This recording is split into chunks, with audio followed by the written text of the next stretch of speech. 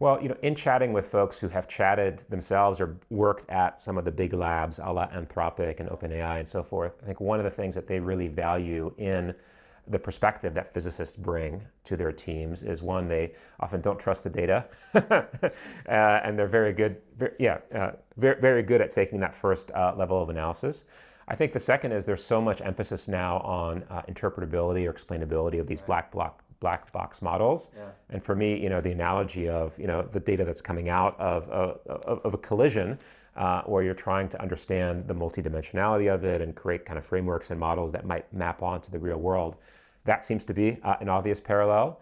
A third that I've heard about is just the interesting parallels and maybe inspiration from diffusion in thermodynamics that then has been the backbone of a lot of these image generation, video generation models that are kind of all the rage these days. So to me, some of those, kind of the way in which physics is now informing AI, there's already evidence of that, which I think is really exciting. But diffusion models are a really great example of why is it that a physical process that in some sense scrambles information, why should that be really good at generating images?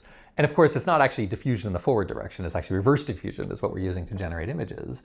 And there's been work at our AI Institute of trying to understand more generally what types of physical processes are good for generating images more generally.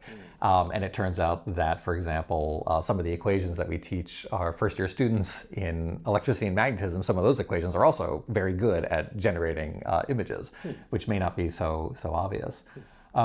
But there definitely is this interesting perspective that physicists bring to problems. And one aspect of it is that we need to understand both why something works, but we also need to understand ways that we can break it. And when you're doing empirical studies, a lot of the studies of AI are being driven by just doing experiments, not experiments in the physics sense, but experiments in the AI sense. And physicists are very good at exploring the whole space of possibilities to make sure you understand when things do work, when things don't work. And instead of being content with seeing one example and trying to draw a conclusion from that one example, physicists often want to explore, because we have experience with physical systems, that physical systems often exhibit exotic phases. And so just like water can be in liquid form or in ice form as solid, or gaseous form as vapor, we also have evidence that AI systems also exhibit different types of phases. And that's something that physicists is very natural to think about in that language. And so that's really good to explore kind of different behaviors of AI systems by thinking about them almost like physical systems that you can poke and prod. So there's a lot of investment being done right now in AI on the commercial end, in academia itself. At MIT, we've got this new Schwarzman Institute of Computing, and at CSAIL, and so forth. As you look out into the next 5-10 years in the way in which AI can help advance physics, what are you most excited about? Yeah, so I had a transition, as I mentioned, when I saw that AI could influence data analysis, and that transition happened from 2016 to 2020, and 2020 is when our AI Institute launched. 2 years later, you had ChatGPT come out, and again, I found myself in this more curmudgeon-y mode of saying, oh, what are these large language models? I would ask ChatGPT at the time questions about particle physics, which it gave beautiful but hallucinated, incorrect answers to. And that's something that I've also started to change my mind about, and change my mind about in two ways. One is realizing that data is more than just numbers or equations, that also text is a type of data. And realizing that a lot of what we do already in particle physics is we write papers and emails and such to each other. Like, that's how we communicate. And realizing that that's actually a very rich way of communication. And so now as you're starting to see these large language models evolve to really become reasoning engines or even kind of agentic AI, you're starting to see this capability for interacting with humans in a new way. And you're hearing people talk about wanting to build an AI physicist as a type of a digital collaborator. And this is something that doesn't seem so far-fetched to me. And it may be that in the next 5 to 10 years, indeed, you will be, right now, I couldn't live without Mathematica, which is a program for symbolic manipulation.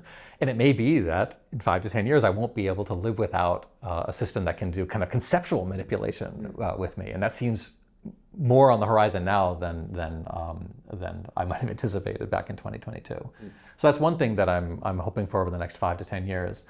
The other thing that I'm really hoping for in the next 5 to 10 years is that physicists will help come up with a way of breaking through some of these scaling behaviors that we're seeing with AI systems. So it is known that if you take an AI system and you make it bigger and bigger and bigger and you add more and more data, that it gets better performance. But it doesn't get better performance in a way that's linear with the amount of resources you're throwing at it. It only grows slower, it grows logarithmically. And okay, for commercial applications, maybe you can throw that type of money at the problem. But if you're trying to do curiosity-driven research, we really can't afford to do that type of scaling. And so my hope is that someone from the physics community or for the science community more broadly might come up with ways to actually have more favorable scaling. That is, you're putting more resources in, you get comparably more output coming out. And there's an interesting historical example of this that happened in particle physics when you had a transition in technology from old-style accelerators to new-style colliders, where you had a change in the technology that changed the scaling behavior. So accelerators, you pay a certain amount of money to get beams to a certain energy. And what you would do with those beams is you basically throw them into a brick wall. And the total amount of effective energy that you get, if you put a certain amount of energy in, you only get a square root of that energy out in terms of the effective collision energy. And so the technology of the collider allowed you to take the full energy that you're putting in by having colliding beams so that the full energy is going into the collision process. And that change in technology, that change in scaling behavior led to a similar change in our ability to make discoveries. And so one would hope that maybe we can come up with AI systems that have more favorable scaling behaviors, such that as you're putting more resources to it, you actually get more out, and it may be that physicists could have the best background for maybe coming up with that new type of scaling behavior that could actually make AI even more powerful than it is right now for the same amount of resources. Wow. So real impacts to being able to push physics forward, but also just to, as we think about the incredible infrastructure needs that we need to build out nationally in terms of energy and storage and so forth, reducing the needs for that or being able to get more bang for a buck. That would be incredible, and with broad applications, yes. Yeah. So that's something that I'm hoping for might happen in the coming decade.